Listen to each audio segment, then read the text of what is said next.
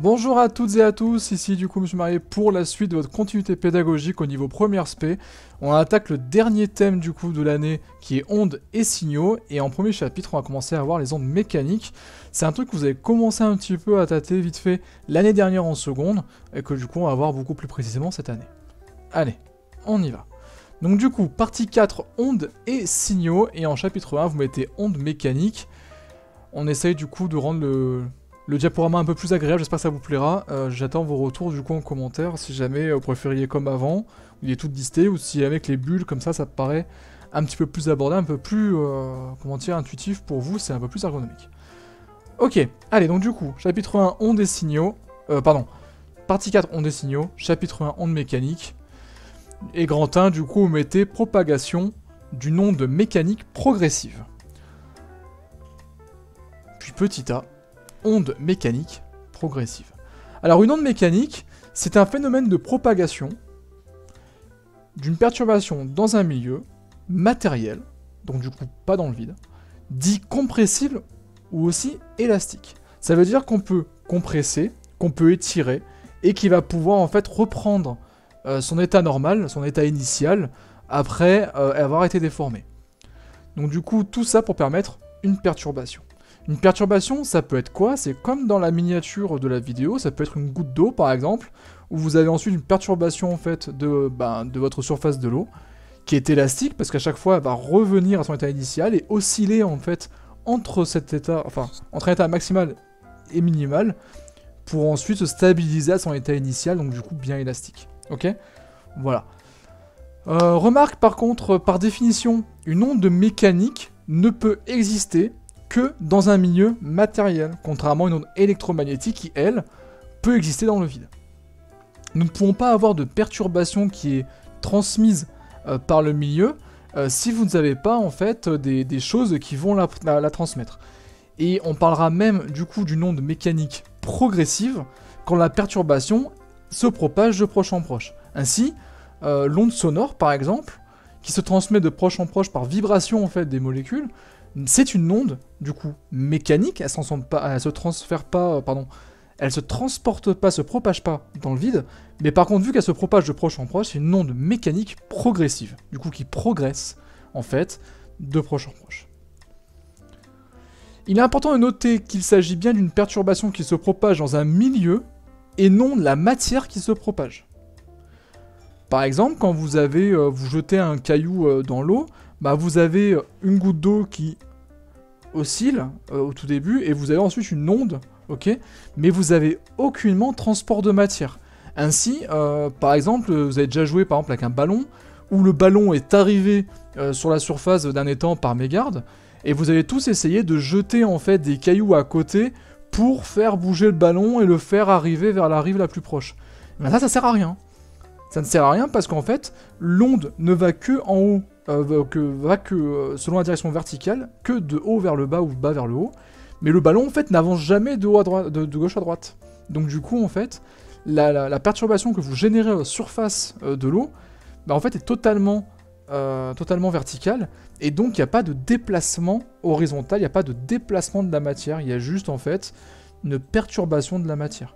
C'est comme dans un séisme, quand vous avez des ondes qui vous font trembler le sol, vous balancez pas à l'autre bout du pays. Il n'y a pas de transport de matière, ok? Vous restez au même endroit, ça tremble, mais vous ne bougez pas. Une onde mécanique, du coup, c'est ça. C'est une perturbation qui va se propager avec transport d'énergie, certes, ça fait des dégâts quand même, des fois, mais par contre, sans transport de matière. Donc une onde mécanique, pour résumer le tout, une onde mécanique progressive est le phénomène de propagation d'une perturbation dans un milieu matériel, donc non vide, sans transport de matière. C'est super important. J'espère que vous le notez en rouge, en gras, en souligné. Lorsque la perturbation a la même direction que la propagation de l'onde, on dit qu'elle est longitudinale. Donc par exemple, si ma perturbation elle va de gauche à droite, et que la perturbation en fait va aussi de gauche à droite, du coup l'onde elle est longitudinale. Par contre, ça vous le voyez beaucoup plus souvent, ça ressemble au cas du coup avec le ballon sur la surface de l'eau, ou par exemple avec une ola que vous pouvez observer dans les stades pendant les matchs de foot. ben, la perturbation, elle a une direction qui est perpendiculaire, elle va selon une direction horizontale, mais la perturbation du coup est verticale, ok? Ben, cette perturbation, on dit qu'elle est transversale. Voilà. C'est des petits termes à connaître par cœur du coup, et qu'il va falloir connaître. Longitudinale, même direction que la propagation, transversale, direction perpendiculaire à celle de la propagation. Grand B, célérité. Alors célérité, c'est un mot qu'on utilise pour qualifier la vitesse d'une onde, mais pour renforcer en fait, renforcer la propriété qu'il n'y a pas de déplacement de matière. Quand on dit la vitesse d'un homme, la vitesse d'une voiture, la vitesse de je sais pas quoi, bah on parle d'une vitesse parce qu'il y a transport de la personne, il y a transport du véhicule, il y a propagation en fait de matière. Dans le cas d'une onde, il n'y a pas de transport de matière, donc du coup pour distinguer les transports de matière de transport sans matière, on a décidé d'appeler ça du coup la célérité et non pas la vitesse. Tout simplement. Alors la célérité d'une onde, on la note nu, c'est une note grecque qui ressemble un petit peu au V, mais au lieu d'avoir des deux barres bien comme il faut, bah vous avez une qui fait une espèce de mèche. Voilà. Donc la relation entre la célérité nue d'une onde mécanique progressive, ou une onde sonore, hein, et la distance d parcourue par cette perturbation et la durée delta t de propagation, bah c'est la suivante. Vous avez nu qui est égal à d sur delta t, c'est exactement la même formule que la vitesse, et pour cause, la célérité d'une onde, c'est la vitesse de l'onde, mais dont on a changé le terme pour renforcer une idéologie, ok? Mais sinon, bah une vitesse, c'est toujours une distance, ok, une dimension de longueur divisée par une dimension temporelle. Ça reste toujours pareil. Et si vous avez du coup la distance parcourue par votre onde en mètres, bah du coup bah, vous avez le delta t en secondes et vous aurez la vitesse en mètres par seconde. Ça c'est normal. Grand C, retard. Donc là on va pas parler des élèves qui arrivent en retard en cours. Hein. Je n'y suis pas, n'y allez pas. On est en plein confinement, ça ne sert à rien. Vous arriverez même en avance. Dans ce cas-ci, le retard, ça va être très très différent de ce qu'on connaît dans le jargon de tous les jours. Pour nous, un retard, c'est combien de temps après l'heure prévue quelqu'un arrive, par exemple. Bah là, c'est pas du tout ça. Donc vous enlevez totalement ce que vous connaissez du retard. En physique, le retard, c'est pas ça. En fait, le retard, ça va être la différence de temps qu'on va observer entre deux points qui sont sur le chemin d'une onde. Je vais résumer ça plus simplement. Une perturbation, du coup, qui se propage selon une direction unique, on va dire qu'elle va de droite à gauche, ok? Dans votre sens, hein, droite c'est par là pour vous, et gauche, pour moi c'est inversé, enfin j'espère que je suis bon pour vous. Bah du coup, elle va franchir une étape qu'on appelle M, ok? Un temps, qu'on va appeler T. Et plus loin, elle va franchir une deuxième étape, M', à un deuxième temps T'. C'est comme si vous preniez le train pour aller, je sais pas, quelque part, que vous avez un arrêt intermédiaire, donc par exemple, si vous prenez le train de Cannes pour aller jusqu'à Nice, bah, vous avez Antibes entre les deux, bah, on peut dire que Antibes c'est M, Nice c'est M', et bien vous avez passé la gare d'Antibes à un temps T, et vous arrivez du coup à Nice avec un temps T'. Ok? Et bien le retard en physique, c'est le temps qu'il va vous falloir pour aller de M à M'. C'est le temps en fait de retard avec lequel, si vous voulez, la gare de Nice va intercepter la perturbation, qui est le train.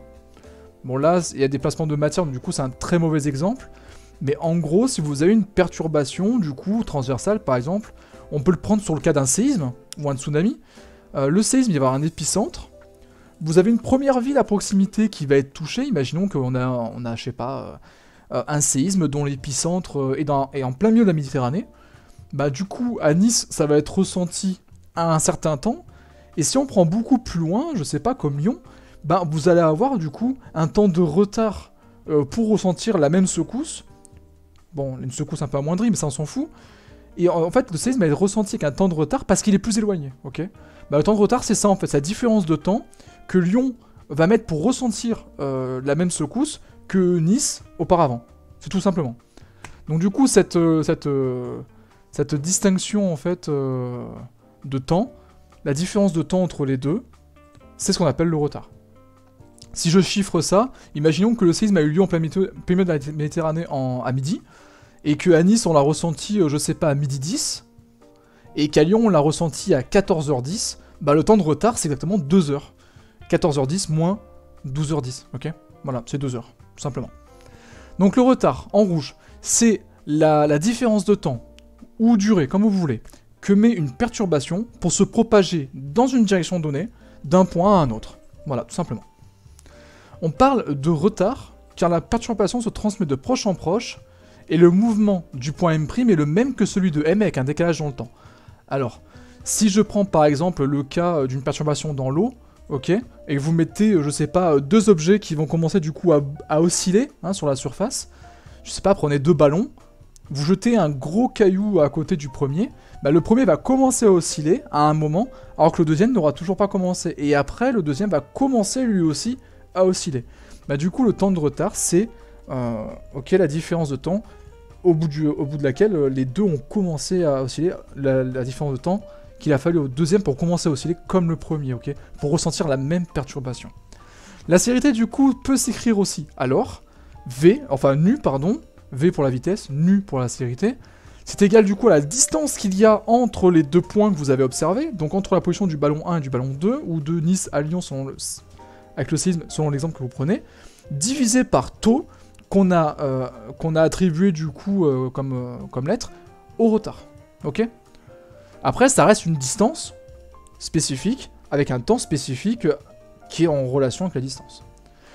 Pour les unités du système international, donc du coup SI, système international, M1, M2, du coup, c'est en mètres, taux, c'est en secondes, et forcément, nu, c'est en mètres par seconde. Ok ? Grand 2, onde mécanique périodique et onde sinusoïdale. Alors, grand A, déjà, l'onde périodique. Donc, l'onde périodique, c'est un phénomène périodique déjà, c'est quelque chose qui va se reproduire de manière régulière. Ça veut dire que tous les périodes, ok, vous avez réitération d'un événement. Par exemple, mon anniversaire se produit tous les ans. Je sais que quand il se produit, il va falloir que j'attende un an pour le retrouver. Normalement, tout le monde c'est pareil. À part s'il y a des privilégiés. Mais normalement, mon anniversaire c'est une année. La rotation de la Terre sur elle-même, bah, c'est toutes les 24 heures. Toutes les 24 heures, on se retrouve au même point. Voilà, ça c'est une période. Ok. La période, c'est au bout de combien de temps un phénomène se reproduit à l'identique. Tout simplement. Une onde mécanique progressive est qualifiée de périodique si la perturbation qu'elle génère en un point quelconque du milieu de propagation est périodique. Par exemple, je reprends mon ballon. Bah, si mon ballon il est sur l'eau et que je génère une perturbation à côté de lui en jetant un caillou, bah, le ballon va commencer à s'élever à cause de la vague, baisser, s'élever, baisser, et en fait, à chaque fois, il va osciller de la même manière. Donc du coup, on a un phénomène périodique de haut en bas ou de bas en haut, comme vous voulez, ça dépend où vous prenez l'origine. Mais dans tous les cas, le ballon va avoir un mouvement qui se répète au cours du temps. Bah du coup, cette onde mécanique progressive, par exemple, peut être qualifiée de périodique. Si on prend la Ola dans un stade de foot en admettant que les supporters aient le même temps de réaction tous en même temps, bah du coup la Ola, elle met un certain temps à faire le tour du stade, et un même spectateur, du coup, va se lever en levant les bras à un intervalle de temps qui est régulier. Ça, c'est la période, et donc du coup, la Ola, dans ce cas précis, est une onde mécanique progressive périodique. Un phénomène périodique est caractérisé par la durée au bout de laquelle il se répète. Cette durée, du coup, on la nomme période. Ok ? On parle d'une onde mécanique sinusoïdale quand la perturbation qu'elle génère en un point quelconque du milieu de propagation est une fonction sinusoïdale du temps. Ça veut dire que, par exemple, si on prend le maximum d'une onde, hein, le maximum de perturbation d'une onde, le ballon, par exemple, a son maximum de décalage vers le haut, on peut dire, du coup, que cette position peut être caractérisée en fonction du temps avec une fonction sinus à l'intérieur. Je sais, ça paraît compliqué dit comme ça, mais en jaune en dessous, j'essaie de traduire ça pour le commun des mortels. J'espère que ça vous ira. Quand on trace l'allure en gros de la perturbation en fonction du temps, si je trace en fait la position de mon ballon en fonction du temps, ok ? Par exemple, au début, on prend mon axe comme ça, au début il est ici, sur 0, après il monte, après il descend, etc. Ok ? Mais en fonction du temps, du coup, bah, mon ballon il va faire comme ceci, ok ? Et ça trace une sinusoïde. Ça trace en gros une courbe d'équation f de x est égal à sinus de x, ok ? Si vous obtenez en fait, en fonction du temps, enfin, si vous tracez la perturbation en fonction du temps, et vous obtenez une forme sinusoïdale, alors votre onde mécanique progressive périodique est une onde sinusoïdale. Voilà en gros ce que ça veut dire. Ok? Un ébranlement à la surface de l'eau, par exemple, peut provoquer la propagation d'une onde sinusoïdale sur une certaine durée.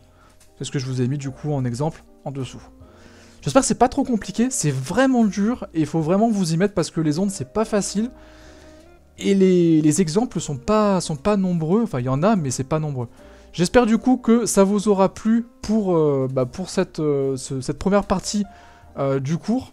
Je donne pas beaucoup d'exercices parce que les vidéos sur les collections d'exercices ne sont pas regardées. Donc moi j'estime que ça sert pas à grand monde. Si vous voulez quand même des exos, vous m'envoyez un mail sur Atrium, à ce moment-là je vous en donnerai. Et je ferai des vidéos du coup que pour les intéressés, qui seront motivés pour faire les exos et avoir leur correction à côté. Je vous remercie, restez bien chez vous, le confinement c'est encore un petit peu, hein, c'est pas encore tout de suite, enfin le déconfinement c'est pas encore tout de suite. Continuez à rester chez vous et à appliquer les normes de sécurité qu'on vous a bien détaillées. Sur ce, au revoir et travaillez bien.